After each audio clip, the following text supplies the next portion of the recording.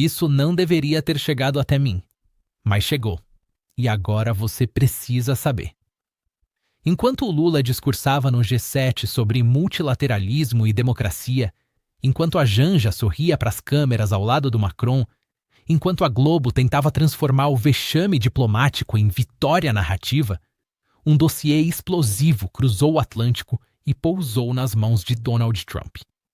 Não é especulação, não é rumor de bastidor.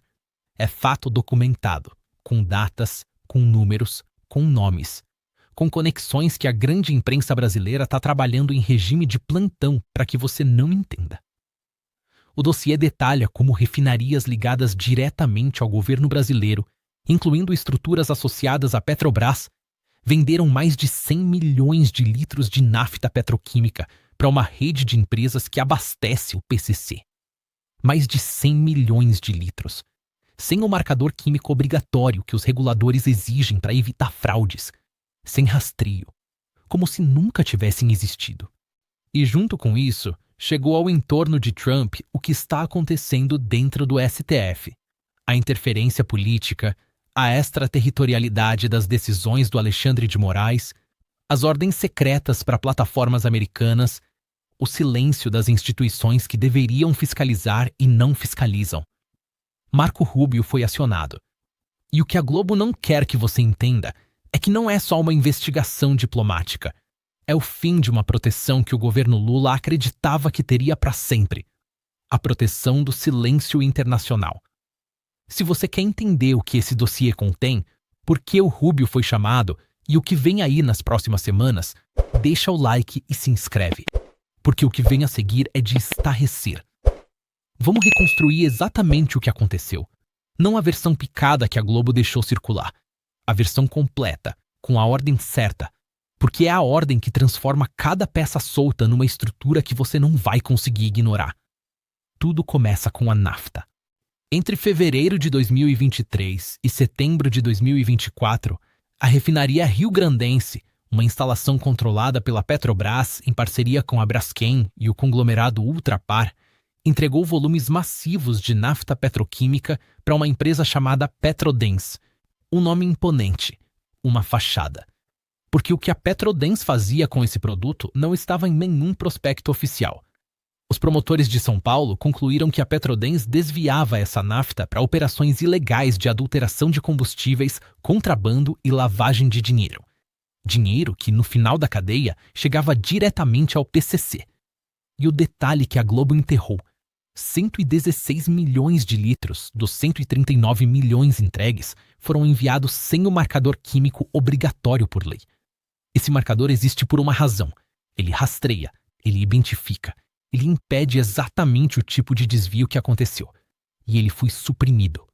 A desculpa da refinaria, quando pressionada, foi que se tratou de uma falha operacional não intencional.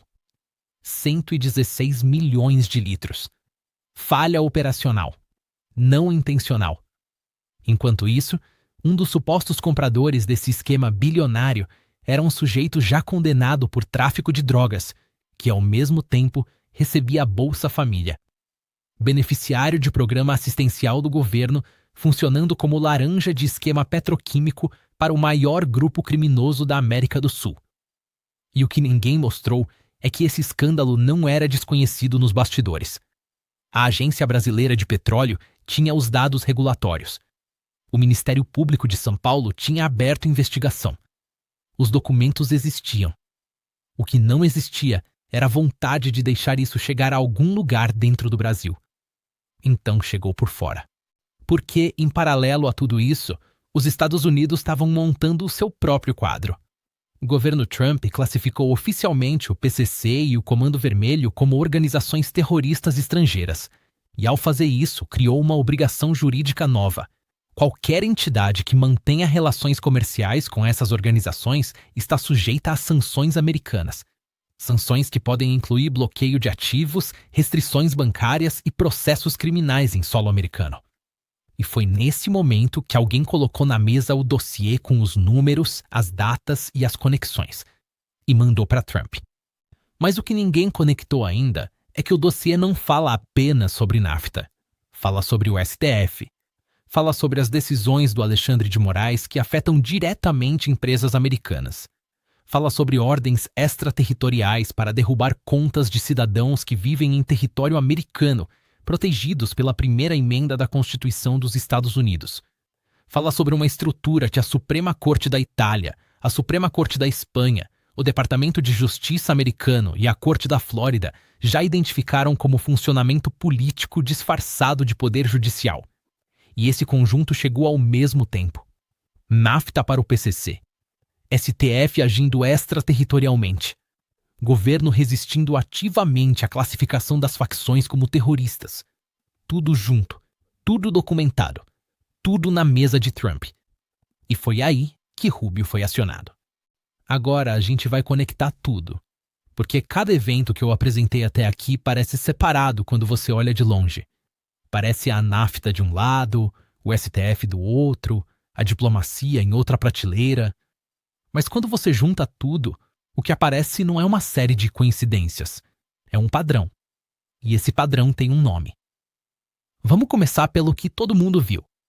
Um governo que resistiu durante meses à classificação do PCC e do Comando Vermelho como organizações terroristas pelos Estados Unidos. O próprio Lula foi a público criticar a medida. A retórica foi de soberania, de não interferência, de respeito à autonomia do Brasil em decidir quem são os seus criminosos. O que estava acontecendo por trás dessa resistência é o que o dossiê coloca em perspectiva. Porque quando a classificação das facções como terroristas virou realidade americana, qualquer transação comercial entre estruturas estatais brasileiras e o PCC passou a ter implicações diretas em solo americano. Implicações que incluem a palavra sanção. E aí você entende por que a resistência foi tão intensa, e por que ela foi pública, e por que a Globo aplaudiu cada declaração de soberania como se fosse um ato de coragem. Mas existe uma camada mais profunda nisso tudo, e ela envolve o STF. O que o mundo está começando a enxergar, e o que o dossiê ajudou a enquadrar para a administração Trump, é que no Brasil existe uma estrutura de poder judicial que opera sem os freios que qualquer democracia ocidental reconheceria como mínimos. A Suprema Corte da Itália, ao recusar a extradição de Carla Zambelli, foi explícita. O ministro Alexandre de Moraes atuou como vítima, como juiz de primeira instância, como juiz de segunda instância e como executor da pena ao mesmo tempo, sem recurso possível, sem separação entre o acusador e o julgador. A Corte da Flórida chegou à mesma conclusão. A Suprema Corte da Espanha também. O Departamento de Justiça dos Estados Unidos também. E Glenn Greenwald, jornalista de esquerda que não pode ser acusado de parcialidade em favor do bolsonarismo, disse publicamente que é Moraes quem viola a soberania americana ao forçar plataformas sediadas nos Estados Unidos a censurar cidadãos que vivem em território americano. E o que o dossiê conectou, pela primeira vez de forma organizada para os americanos, é que esse poder judicial sem controle e essa resistência à classificação das facções como terroristas não são fenômenos separados, são partes do mesmo sistema. Um sistema em que as instituições que deveriam fiscalizar foram neutralizadas uma por uma. O PGR não fiscaliza, a OAB não fiscaliza, o Senado não fiscaliza, e a imprensa mainstream não apenas não fiscaliza, ativamente protege. E é exatamente isso que chegou às mãos de Rubio. Não apenas o escândalo da NAFTA, o quadro inteiro. O Lula foi ao microfone, em evento oficial, com aquela voz rouca de sempre, e disse que a classificação do PCC como organização terrorista pelos Estados Unidos era uma ingerência inaceitável na soberania brasileira. Disse que o Brasil tem o direito de tratar seus próprios criminosos da forma que achar adequada. Bateu no peito. Fez o discurso do guardião soberano da democracia. Ao mesmo tempo, as refinarias associadas à Petrobras, a empresa estatal, o símbolo maior do nacionalismo econômico petista, estavam entregando 116 milhões de litros de nafta sem rastreio para uma rede que abastecia diretamente esse mesmo PCC. A soberania que o Lula defendia no microfone era a soberania de continuar abastecendo as facções sem que os americanos pudessem chamar isso de terrorismo. Essa é a tradução real do discurso. E a hipocrisia não para aí. Quando o governo Trump classificou as facções como terroristas, A Globo entrou em campo para explicar que era uma medida exagerada, politicamente motivada, que prejudicaria a imagem do Brasil. Especialistas foram convocados, editoriais foram escritos. O enquadramento foi de ataque injusto ao nosso país.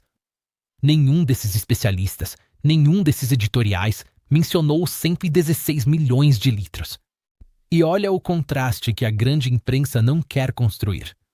Quando a Carla Zambelli foi condenada pelo STF em um processo em que o mesmo ministro era vítima, acusador, juiz e executor, a Globo comemorou como vitória da democracia. Quando a Suprema Corte da Itália recusou a extradição exatamente porque esse processo viola qualquer padrão democrático reconhecível, a Globo publicou nota do STF dizendo que acompanha com preocupação a decisão italiana. Preocupação. A Suprema Corte da Itália, a Suprema Corte da Espanha, a Corte da Flórida, o Departamento de Justiça dos Estados Unidos, todos chegaram à mesma conclusão sobre o mesmo ministro. E a reação oficial do STF é de preocupação com as decisões deles. E como justificar para o brasileiro comum que o mesmo governo que diz defender a democracia é o governo cujas estruturas estatais estavam abastecendo o narcotráfico? Como olhar para a câmera e usar a palavra democracia com a nafta sem rastreio no mesmo parágrafo? São dois pesos e duas medidas. Sempre foram. E agora está documentado, não por opositores políticos. Está documentado pelos promotores de São Paulo, pela Agência Brasileira de Petróleo, pela Reuters e agora pela inteligência americana. A população está conectando os pontos. E o que chegou até mim é que o silêncio da grande imprensa sobre esse dossiê não é jornalismo, é proteção. É a Globo sabendo o que vem por aí e trabalhando para construir o escudo narrativo antes que o baque chegue. Mas o baque já está a caminho. Agora que você sabe o que estava nos bastidores, agora que você entendeu o tamanho do que chegou às mãos de Trump e de Rubio, vamos olhar para onde isso leva.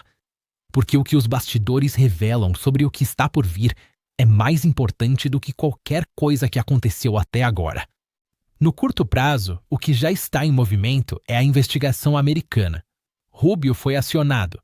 E quando o Departamento de Estado dos Estados Unidos abre um dossiê sobre conduta de governo estrangeiro envolvendo financiamento de organizações classificadas como terroristas, isso não é uma reunião de protocolo. São processos que geram consequências reais.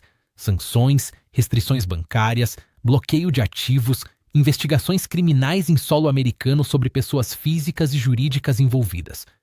A Petrobras opera em mercados americanos. Tem ADRs listadas em Nova York. Tem transações que passam pelo sistema financeiro americano. E o governo brasileiro acabou de ser vinculado, por documentação, a uma cadeia que abasteceu organizações terroristas, conforme a classificação americana. Nas próximas semanas, o que vai se revelar é o tamanho da exposição jurídica e financeira do Brasil diante disso. Porque sanções americanas não pedem licença, não esperam nota do Itamaraty, não aguardam a Globo construir uma narrativa alternativa. No médio prazo, o quadro envolvendo o STF vai ganhar uma dimensão que o governo claramente não calculou. Porque o que o dossiê fez foi organizar em um único documento algo que estava fragmentado em decisões judiciais de 4 países diferentes. A Itália disse, a Espanha disse, a Flórida disse, o Departamento de Justiça dos Estados Unidos disse. Agora tudo está junto, com contexto, com os escândalos do Banco Master, com a delação do Vorcaro, com o contrato de 129 milhões com a esposa do Moraes, com as mensagens trocadas no dia da prisão, com a reunião na mansão do banqueiro. Isso não é mais uma série de denúncias isoladas que a grande imprensa pode enterrar uma por uma. É um dossiê estruturado. E dossiês estruturados chegam a tribunais. E no longo prazo, o que os bastidores já mostram com clareza absoluta é que o governo Lula chegou a um ponto de isolamento que não tem solução cosmética. Não é uma foto de corredor que resolve. Não é um discurso sobre multilateralismo que apaga 116 milhões de litros de nafta sem rastreio. Não é uma nota de preocupação do STF que reverte 4 decisões de Supremas Cortes internacionais. O que está sendo construído fora do Brasil, com documentação, com base jurídica e com o peso da maior potência do mundo, é o retrato definitivo do que esse governo representa. E esse retrato vai chegar ao eleitor brasileiro em 2026 com uma clareza que nenhuma campanha publicitária vai conseguir neutralizar. Estamos num momento em que os bastidores viraram história, em que o que estava escondido nas refinarias do sul do Brasil, nas salas de reunião de Brasília, nos celulares do Vorcaro, nas mensagens trocadas no dia da prisão, tudo isso está chegando à mesa de quem tem poder real de agir. E por mais pesado que seja o que revelamos hoje, o que os bastidores também mostram é que essa virada já está em movimento. Que o isolamento do atual governo não é conjuntural, é estrutural. E estruturas que perdem o suporte internacional, que perdem a credibilidade judicial no exterior, que têm suas conexões com o crime organizado documentadas e entregues à maior potência do mundo, essas estruturas não se sustentam. O Brasil que eles construíram nos bastidores está chegando à luz. E o Brasil que está sendo reconstruído fora dos bastidores está chegando junto. Porque o que a grande imprensa tentou enterrar só continua chegando às pessoas se você fizer isso circular mais longe. Cada pessoa que receber esse vídeo é mais um brasileiro que saiu da versão fabricada pela Globo e entendeu o que estava nos bastidores. Cada compartilhamento é uma brecha a mais na muralha de silêncio que eles ergueram para te esconder o que você acabou de ver. Compartilhe agora, em todos os grupos, para a família, para os amigos, para os colegas, especialmente para quem ainda acredita na versão que a Globo colocou no ar. Porque quem compartilha esse vídeo não está apenas divulgando uma informação, está recusando a versão oficial, está escolhendo o Brasil. O Lula, o STF e a grande imprensa tentaram enterrar isso. Rubio foi acionado, e o Brasil que eles não queriam que você conhecesse está chegando à luz. Brasil acima de tudo. Verdade acima de todos.